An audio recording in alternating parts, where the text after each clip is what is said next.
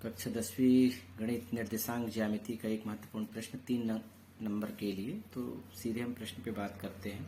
दिया गया सरल रेखा का समीकरण ज्ञात करना है। प्रवणता दी गई 7/3।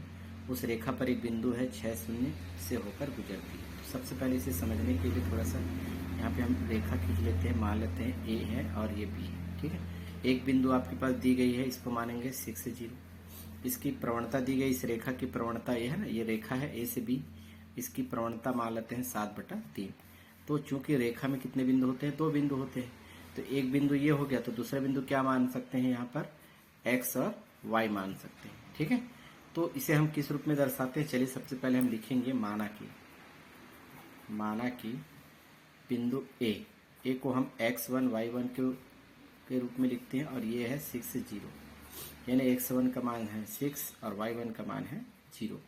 इसी प्रकार से बी बिंदु मानते हैं, ये वाला है ना, बी बिंदु पर x और y के निर्देशांक है, इसे हम लिखते हैं x2 और y2 के फॉर्म में, यानी x2 की जगह हम लिखेंगे x और y2 की जगह लिखेंगे y। इसका आपको ध्यान रखना है, इस डायग्राम को भी आप बना सकते हैं।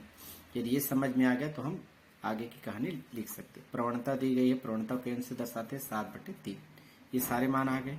अब हम क्या करेंगे, फार्मूला लगाएंगे। प्रवणता का m बराबर होता है y2 माइनस y1 बटा x2 माइनस x1। कंटिन्यू करते हैं। m का मान यानी प्रवणता का मान कितना दिया गया है, 7/3 बराबर y2 का मान देखकर लिखिए आप, y है, माइनस y1 का मान देखेंगे तो हमारे पास है 0, x2 का मान हमारे पास है, देख लीजिएगा x। इस तरह से एरो का निशान लगाने से और आसान हो जाएगा कार्य आपका। माइनस का माइनस x1 का मान देखेंगे आप 6 है, इस तरह से। अब इसमें क्या करेंगे, x माइनस 6 का गुना 7 से, यानी त्रियक गुना करेंगे, यहाँ लिख लीजिएगा त्रियक गुना। ठीक है, तो 7 का गुना करने जा रहे हैं, x माइनस 6 से अभी लिखेंगे, y माइनस 0 यानी y बचेगा, y का गुना 3 से कर लेंगे तो 3y होगा।